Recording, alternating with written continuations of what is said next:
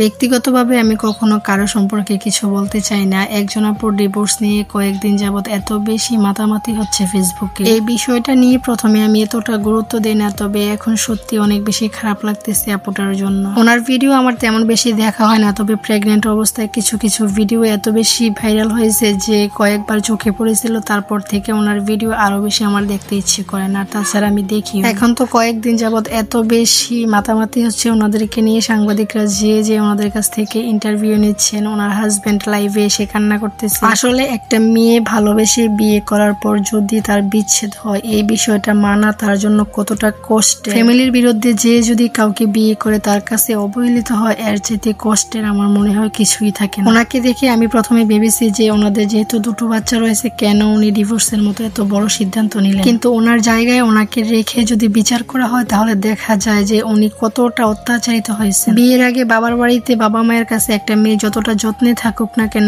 বিয়ের পর কিন্তু তার স্বামীকে সে অভিভাবক হিসেবে গ্রহণ করে। বিয়ের মতো পবিত্র বন্ধনে আবদ্ধ হয়ে একটা মেয়ে মনে করে যে সারা জীবন থাকার জন্য নিরাপদ আমি একটা আশ্রয় স্থান পেয়েছি। সেই আশ্রয় স্থানে যখন দিনের পর দিন অবহেলিত হতে হয়, অত্যাচারিত হতে হয়, তখন মেয়েটার আর কিছুই করার থাকে না। বর্তমানে ছেলেদের একটা কমন ডায়লগ যে ছেলেরা যদি ইনকাম করে তাহলে সেই সংসার গুছাতে চায়, আর মেয়েরা যদি ইনকাম করা শুরু করে তাহলে তারা সংসার ভাঙতে চায়। পুরুষ মানুষরা এই কথাটা বলে থাকে নিজে নির্দোষ সেজে নিজের দোষটা মেয়েদের কাঁধে চাপানোর জন্য। ইনকাম করে সংসার চালানোর দায়িত্ব একটা মেয়ের কাঁধে থাকে না, এটা থাকে সম্পূর্ণ একজন পুরুষের কাঁধে। মেয়েরাই ইনকাম করে যদি সংসার ভাঙার মতো পরিকল্পনা থাকে, তাহলে কেন আপনার ইনকামের সুযোগটা দেন? কেন তাদের শখ আহ্লাদ চাহিদা পূরণ করেন না? এখন আবার অনেকে বলবে যে মেয়েদের চাহিদা বেশি। আসলে মেয়েদের চাহিদা তেমন বেশি না। যখন আপনি দায়িত্ব পালনে অবহেলা করেন, সাধ্যের ভিতরে সে যদি কিছু আপনার কাছে চায়, সবসময় যদি আপনি তাকে শুধু অভাব দেখান, তখন সে বাধ্য হয় ইনকাম করতে। কোনো মেয়ে সংসার ছাড়ার জন্য ইনকাম সোর্স তৈরি করে না। সে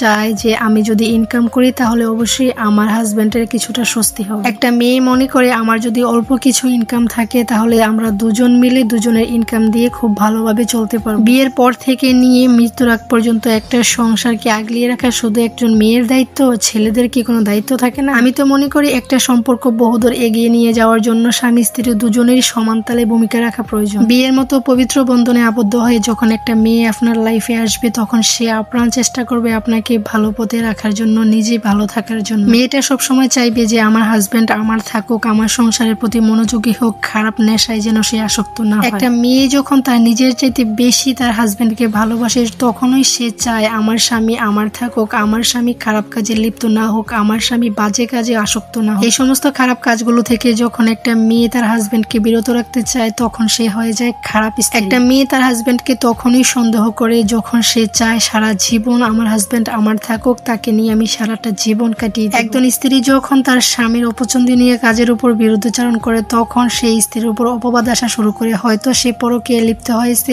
না হয় ইনকাম করে লাখ লাখ টাকার মালিক হয়েছে, এই জন্য সে সংসারটা ভাঙতে চায়। আসলে একটা বাস্তব কথা কি, একটা ডিভোর্সি মেয়ের উপর যতটা না কলঙ্কের দাগ থাকে, তার 10 ভাগের 1 ভাগও একটা পুরুষের উপর থাকে। একটা পুরুষ সবার কাছে মাথা উঁচু করে বলতে পারে যে আমার স্ত্রী পরকীয়া করে আমার কাছ থেকে দূরে চলে গেছে বা আমাকে ছেড়ে চলে গেছে, সে ইনকাম করে দেখে। কিন্তু একটা মেয়ে সমাজের চোখে সবসময় বোঝা হয়ে থাকে। কিছু বললেই বলবে যে তুমি তো সংসারটা টিকাতে পারতে সন্তানদের দিকে তাকিয়ে, কিন্তু কোনো ছেলেকে বলবে না যে তুমি সংসারটা কেন ভাঙতেছো। ডিভোর্সের মতো কঠিন সিদ্ধান্ত যখন একটা মেয়ে নিয়ে ফেললে, তখন পুরুষদের টনক নড়ে। তখনই সে নিজেকে সবার কাছে ভালো প্রমাণ করতে চায়, আর স্ত্রীর জন্য সে সাইকো হয়ে যায়। তবে থাকতে কেউ মূল্য দেয় না, আর তার গুরুত্বটাও কোনোদিন বুঝতে চায় না। দাম্পত্য জীবনে সবাই সুখী হোক, বিচ্ছেদের মতো যন্ত্রণা কারোর লাইফে না আসুক।